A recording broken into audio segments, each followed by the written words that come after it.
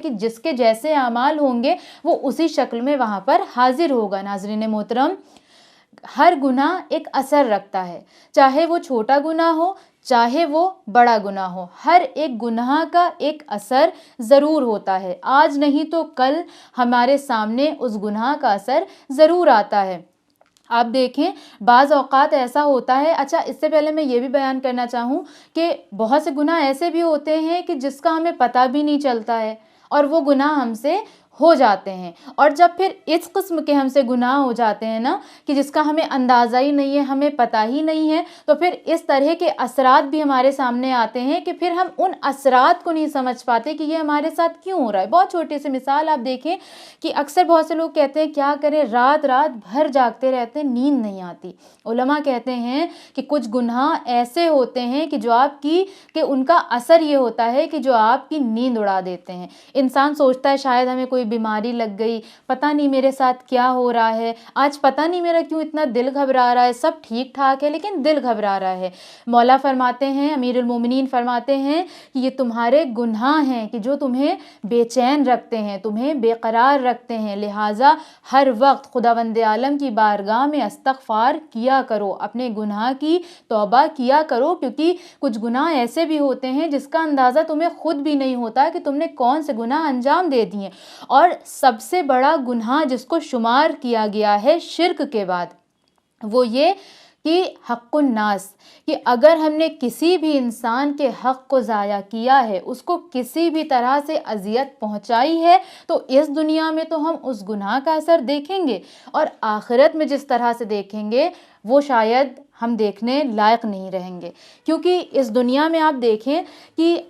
کتنے ایسے لوگ ہیں کہ کسی کے ساتھ کچھ بھی زیادتی کرتے ہیں، کسی کے اوپر کچھ بھی ظلم کرتے ہیں، کسی کے اوپر بہتان لگایا، کسی کے اوپر الزام لگایا، کسی کو پریشان کیا، یا پھر اپنے اعزاء و اقربا میں جو حقوق، جو رائٹس اللہ نے ان کے کندھے پر ڈال رکھے ہیں ان کو نہیں پورا کرتے۔ علماء کہتے ہیں ان تمام گناہ کے اثرات ہوتے ہیں، آخرت میں جو ہم دیکھیں گے وہ تو دیکھیں گے لیکن اس دنیا میں بھی ہم دیکھتے ہیں۔ اور روایت میں جو آیا ہے کچھ اعمال سے ریلیٹڈ کہ فلاں اعمال کی وجہ سے انسان اس شکل میں آئے گا، تو اس میں سب سے پہلے اس بارے میں آیا ہے کہ وہ لوگ کہ جو اس دنیا میں سود لیتے ہیں، جو سود کھاتے ہیں، وہ روز محشر بندر کی شکل میں محشور کیے جائیں گے۔ آپ دیکھیں بہت سے گھرانوں میں کہ اگر صبح کا وقت ہے اور اگر بندر آ جائے یا بندر کا کوئی ذکر کرے تو انسان فوراً الجھ جاتا ہے، اسے بندر جیسا جانور نہیں پسند ہے کہ نہیں صبح بندر کا ذکر مت کرو، ایسے جانور کا ذکر مت کرو۔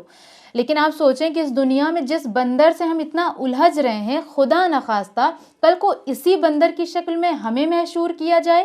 یا وہ لوگ کہ جو اس دنیا میں تکبر کرتے ہیں، خود کو برتر افضل سمجھتے ہیں، سپیریئر سمجھتے ہیں اور دوسروں کو انفیریئر سمجھتے ہیں، ان کو اللہ چیٹی کی شکل میں محشور کرے گا تاکہ وہ لوگوں کے قدموں کے نیچے آئیں، کیونکہ اس دنیا میں انہوں نے خود کو برتر سمجھا تو روز محشر اللہ انہیں دکھائے گا کہ تم جو خود کو برتر سمجھ رہے تھے اصل میں تم لوگوں کے قدموں میں رہنے کے لائق ہو۔ یا اس کے علاوہ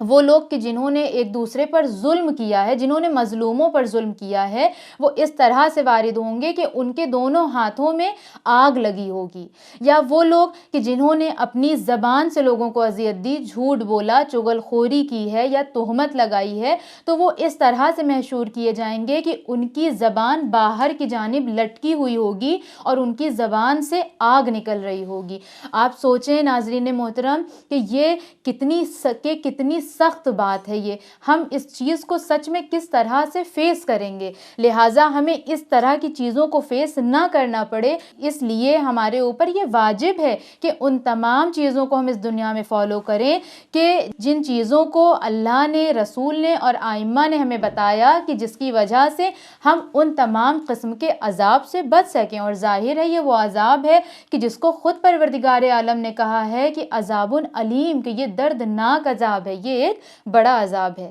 ناظرین محترم، خداوند عالم سے دعا ہے کہ خداوند عالم ہر ایک مومن اور مومنہ کو عمل صالح کرنے کی توفیق عنایت فرمائے اور ہمیں ائمہ علیہم السلام کی سیرت پر چلنے کی توفیق عطا فرمائے اور ہمیں اہل بیت کی شفاعت نصیب کرے، اور اس سے پہلے عالم برزخ کے سفر میں خود اپنے اعمال کے ذریعے اس عالم برزخ کو ہم بہترین طریقے سے گزار سکیں، اس کی توفیق عنایت فرمائے۔ آج کے اس ایپیسوڈ کو ہم یہیں پر تمام کرتے ہیں۔ آپ سے ملاقات ہوگی ہمارے نیکسٹ ایپیسوڈ میں، تب تک بنے رہیں چینل ون کے ساتھ۔ والسلام علیکم ورحمۃ اللہ وبرکاتہ۔